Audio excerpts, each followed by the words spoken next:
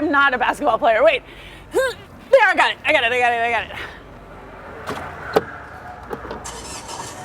Yes. Now I just need a giant steering wheel and it'll be all set.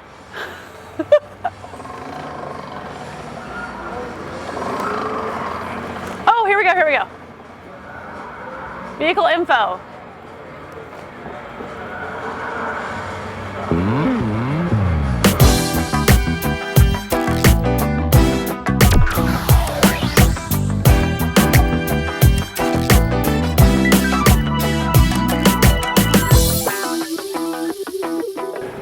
It's Emmy Hall. I'm here at the mini stand at the New York International Auto Show for TFL car. I'm standing here with Chris P. He's got a very complicated last name, so I'm just going to call him Chris P. And he is a product manager for Mini in North America. We've got the 2015 Mini Countryman behind us. So Chris, what's the story? What's the deal on this new car? So we're actually here at New York Auto Show hosting the world premiere of the 2015 Mini Countryman.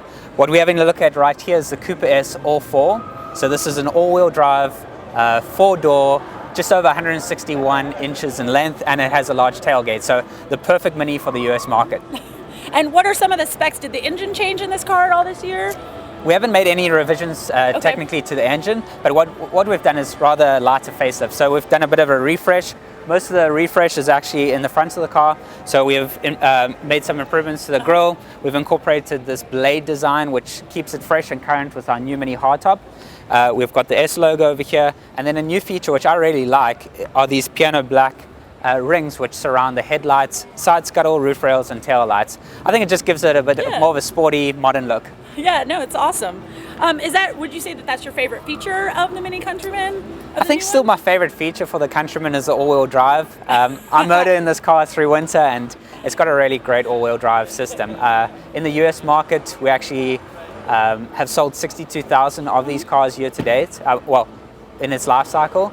The US market is the number one market globally selling the Countryman, and it's proven to be a great success. It's a number 2 model after the hardtop for the US market. So what was the impetus to start taking that Mini brand, which was when you guys first came here? I mean, obviously you went from the British Mini, which was dinky, and then we had to expand it a little bit here for the US market, and now we've got Minis with 4 doors that are a little bit larger. I mean, what was Mini's impetus? Why did you guys start making your brand just a little bit bigger? Well, what we found is that a lot of our customers were aspiring and wanted chose to motor in a Mini. Mm-hmm. The thing is that as their lifestyles, they either got kids, their families were expanding, or they had a more active lifestyle, either snowboarding, mountain biking, that type of thing. They needed a little bit more space just to accommodate their lifestyle. And that's really the reason why we brought this car to market. It's still smallest within its segment. Mm-hmm. It's still about 5 inches shorter than a Golf, for example. And it allows them to, accommodate their mountain bikes and that type of thing. So it's really allowing them, us, to keep our customers within our brand, increasing the loyalty. So is there any feature on this car that you guys wanted to incorporate for 2015, but maybe you just weren't able to, and you're going to try to fit it in later years? Well, as you know, we did launch the new Mini hardtop, which has BMW Group developed engines, mm-hmm. brand new engines developed from the ground up. We're toying with the idea of possibly incorporating this into the Countryman at this life cycle impulse, as we call it, or facelift.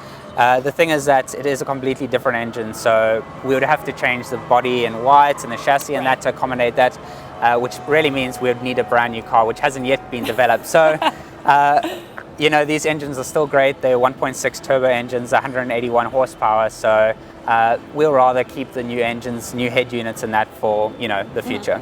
So what do I need to do to make this car into that Dakar winning car? Well, the car that we're seeing right here, it does share a few parts with the road-going version.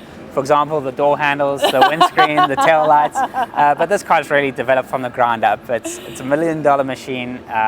We had 11 of these actually racing in Dakar this year. The car which we're having a look at here is the winning car, which Nanny Roma won the race in.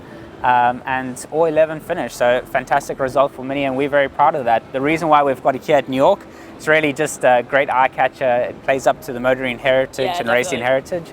And well, and the fact that all 11 cars finished that ridiculous, incredibly difficult, it's the most difficult race on the planet, right? So, you got it in order win, you got to finish. So it's sometimes for me, just finishing a race is actually winning, and you're limping it across the finish line. For sure. But- We're very proud of finishing. I mean, it is a brutal race, and actually winning this 3 times in a row for many is a fantastic result. We use this race as well as a BMW group to learn, test out certain technologies in that, which could potentially make its way into road-going cars as well. So is there anything from this car that I might see later on in your street versions? Or you can't talk about I'm not entirely sure yet. Yeah. Well, thanks so much for your time, Chris. I appreciate you talking to us. This is Emmy Hall reporting for TFL Car. We're here at the New York International Auto Show talking about the Mini Countryman and the winning Mini Dakar car. Thanks so much for watching. We'll see you later. Bye.